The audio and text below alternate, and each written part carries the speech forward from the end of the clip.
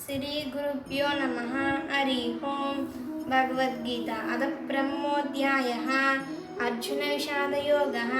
धृतराष्ट्रोवाच धर्मक्षेत्रे कुरुक्षेत्रे समवेतायुत्सवः मामकाः पाण्डवश्चैव किमकुर्वत संजय।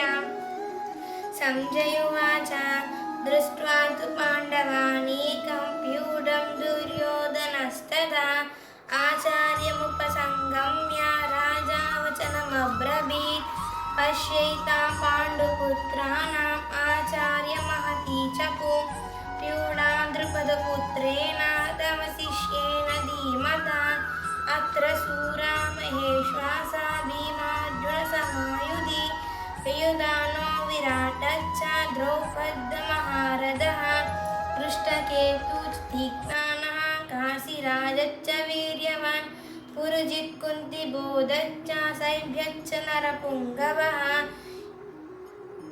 अस्मैकां तु विशिष्टाये तानि बोधद्विजोत्तमः नायका मम सैन्यस्य संगाढ्यां तान्मब्रवीत् भवान् भीष्मश्च कर्णश्च कृपश्च समतिञ्जयः अश्वत्थामविकर्णश्च सौमद्द तदैव च।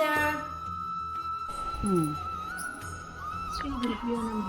శ్రీ మహాగణాధిపతి నమః. ఈరోజు నేను భగవద్గీత చదువుతున్నాను. ప్రథమోధ్యాయः అర్జున విషాదయోగः. ధృతరాష్ట్రోవాచ ధర్మక్షేత్రే కురుక్షేత్రే సమవేతాయుత్సవः మామకాః పాండవశ్చైవ కిమకుర్వత సంజయ.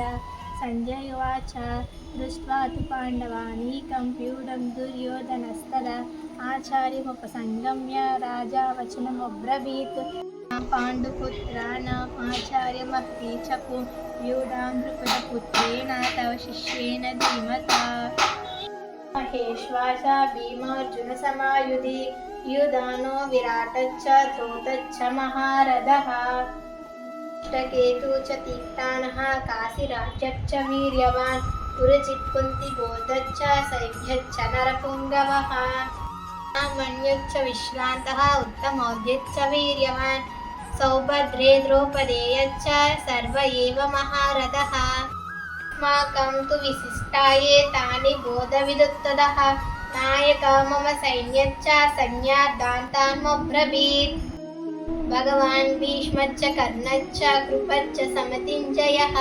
अश्वत्थामविकर्णश्च सौमद्दस्ततदैव च।